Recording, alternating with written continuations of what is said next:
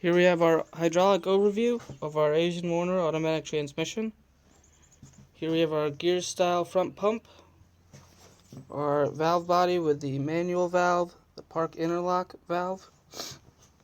Here is our detent regulator valve, our intermediate valve, our reverse clutch valve, and our low coast valve, all in one assembly. Here's our manual throttle valve, our governor switch, and the torque converter that it uses. As you can see, as you shift the gears, this valve slips in and out in order to allow fluid into each and every passage. And here is our park interlock switch, which will lock everything into park. This is our manual throttle valve, which is connected to the throttle cable. As the throttle cable moves, it moves this valve in and out. This section here is usually connected with a cable to the throttle valve.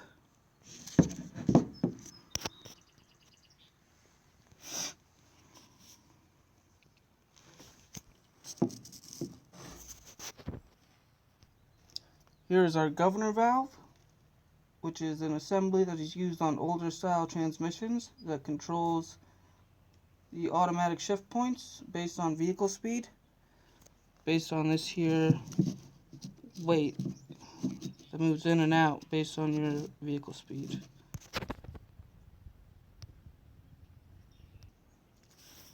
This governor valve is directly related to our throttle valve, so as your vehicle moves faster, this weight moves faster in and out, changing your shift points.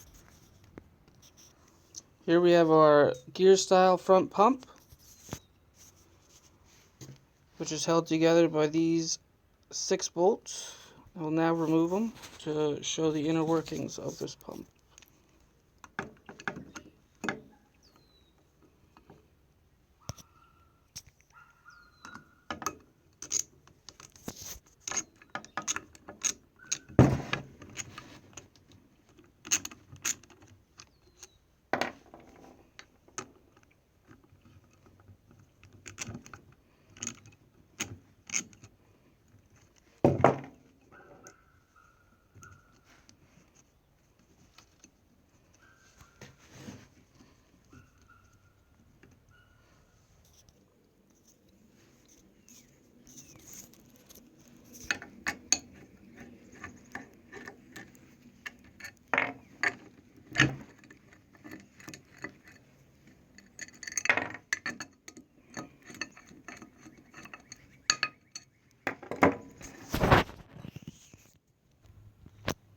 Here we can see the inner gears of our front pump.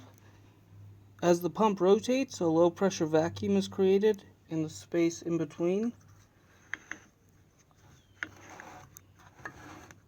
As you can see,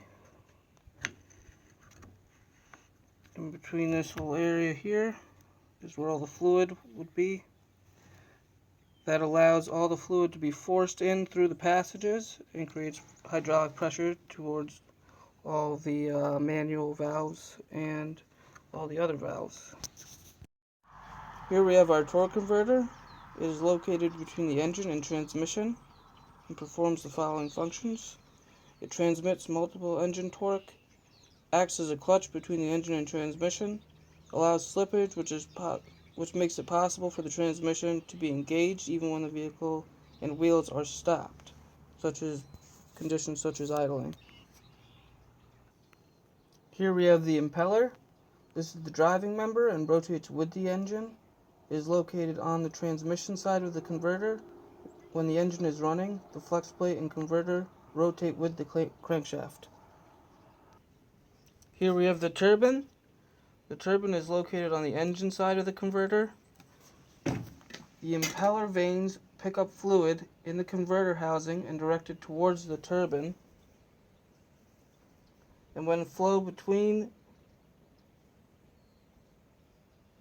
the impeller and the turbine is adequate, the turbine rotates the converter's output member. Here we have the stator. It is mounted on a one-way clutch. The stator is the reaction member in the torque converter, and it sits between the impeller and the turbine.